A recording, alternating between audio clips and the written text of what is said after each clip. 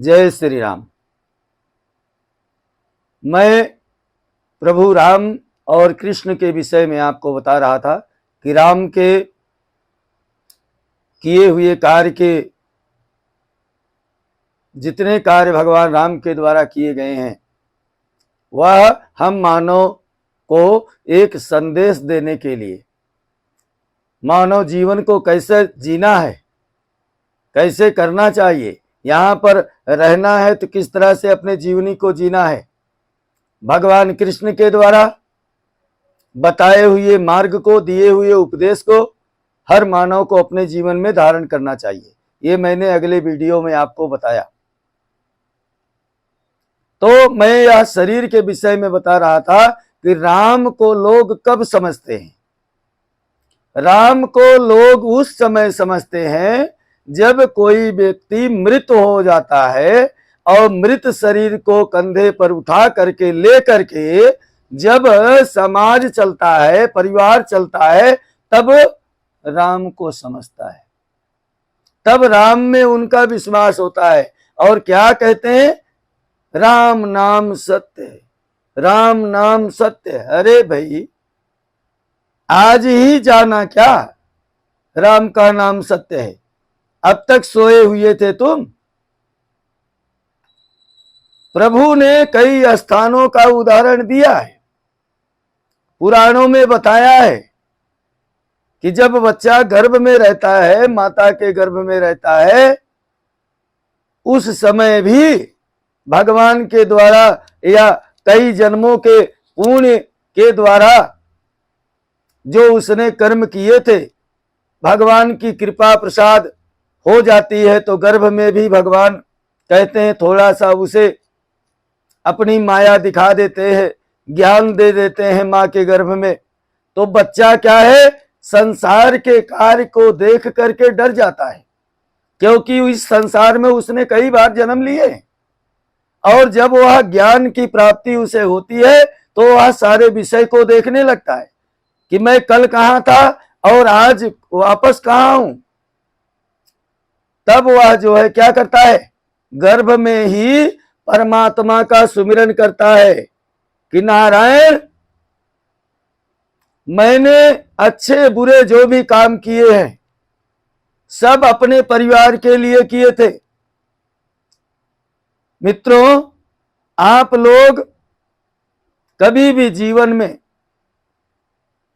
बुरा काम मत करना।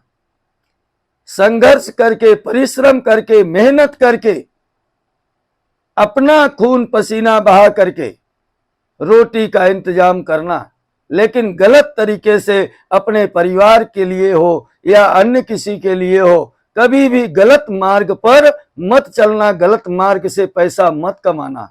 मेरे मित्रों, आपका कमाया हुआ धन जरूर आपके जीवन में कुछ क्षण के लिए, कुछ महीना के लिए, कुछ साल के लिए सुख दे सकता है, लेकिन आपका नसीब, आपका भाग्य, आपकी किस्मत, आपका इस धरातल पर आना जाना यह वही तय करेगा जो आप करोगे। ना तो आप किसी के साथ आए थे और ना आप किसी के साथ जाएंगे। यह कर्म का संबंध, यानी आपने जो कर्म किया था उस कर्म के आधार से आपको दोबारा यह जो है शरीर प्राप्त होता है। भाई, लोग कहते हैं ना कि आत्मा जो है वह अजर है, अमर है। अरे आत्मा अजर अमर है ये तो ठीक है, लेकिन आपको मैं यह बता दूं, वही आत्मा, आपकी आत्मा, आपका जीव, आप जैसे इस शरीर से कर्म करते हैं, जैसा आचार विचार करते हैं, जैसा सोचते हैं, जैसा धर्म कर्म करते हैं, जैसा पाप पुण्य करते हैं, इस आत्मा को दोबारा उसी प्रकार का शरीर मिलता है। अच्छा कर्म करोगे तो इस आत्मा को अच्छा शरीर प्राप्त होगा। धर्म कर्म करोगे तो शायद परमात्मा के ही चरणों में यह आत्मा समाहित हो जाए जहां से आई है। लेकिन बुरे कर्म करोगे, इस आत्मा को जो हजारों हजारों बार जन्म ले चुकी है, अनेकों जीवन में अनेकों जीव जंतुओं में यह आत्मा प्रवेश करके उसके जीवन को जी है।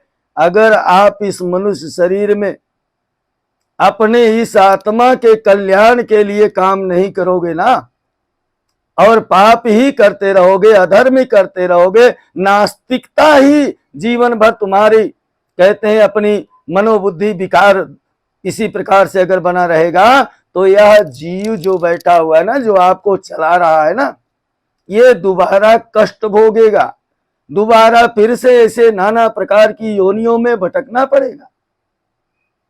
आप कम से कम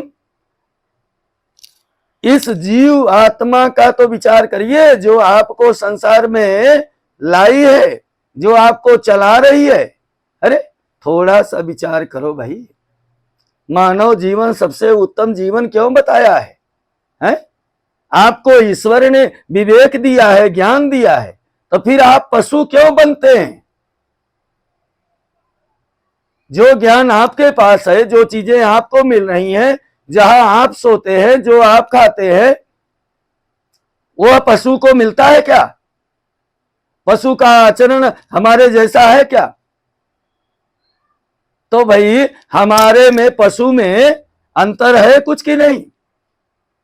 इसलिए मेरे मित्रों, आप लोग विचार करिए और अपने जीवन को सच्चे मार्ग में लगाइए। हाँ, आप गरीब रहें, अमीर रहें, जिस भी प्रकार से हैं, क्योंकि गीता में भगवान श्री कृष्ण ने उपदेश में बताया है ना, पत्रम पुष्पम फलम तोयम भक्ति श्रद्धा समन्वितम, यानी श्रद्धा के साथ, भक्ति के साथ एक पत्र, एक पुष्प, एक बूंद जल, या जो भी हमारी शक्ति, यानी मानव के उसमें जो भी उसकी शक्ति है, सामर्थ्य है, वह उसमें संकोच ना करे। और कहते हैं कि चाहे करोड़पति बगल में खड़ा हो, वो करोड़ों हजारों रुपए लेके खड़ा हो, आपके पास 1 रुपया ही क्यों ना हो, लेकिन आप उसके बराबर में खड़े होइए। क्योंकि बताया है कि जहां पर अरबपति, खरबपति, करोड़पति नहीं पहुंच पाते हैं, वहां एक संत, एक धर्मात्मा और एक भगवान का भक्त बिना धन के ही भगवान के नाम का श्रद्धा से सुमिरन करके, अपना तन अर्पण करके उस धाम को प्राप्त कर लेता है, जिस धाम को बड़े लोग नहीं पाते हैं। क्योंकि उनके अंदर श्रद्धा नहीं भाई, वो तो रुपया से सब कुछ कमाना चाहते हैं, हैं? गरीब के अंदर जो श्रद्धा है, भक्ति है, संत के अंदर जो है, वो तो अपना तन लगा रहा है, अपना समय लगाता है, खून पसीना बहाता है भगवान को पाने के लिए, भगवान के नाम को सुमिरन करने के लिए, तप करता है, योग करता है। लेकिन पैसे वाले क्या है, समय नहीं है भाई, उनके पास समय नहीं है इतना कि वह जो है ऐसे कर सकें। लेकिन परमात्मा कभी नहीं कहता। इसीलिए तो हमारे यहां बताया है कि गृहस्थ आश्रम सबसे बड़ा आश्रम है भाई। गृहस्थी में रह करके अगर आप कुछ समय अपने जीवन का निकाल करके भगवान के नाम का सुमिरन करते हैं, तो इससे बड़ा और कोई आश्रम नहीं है। मित्रों, आप लोग मेरी बातों को जरूर श्रवण करना और समझना और अपना प्यार देना। चैनल को सब्सक्राइब करना, जय श्री राम कमेंट में लिखना। आप लोगों को कुछ जानकारी चाहिए, पूछना है, या और कोई वीडियो इस तरह से बनाना है, तो आप हमें जरूर बताइए। जय जय श्री सीताराम, जय जय श्री सीताराम।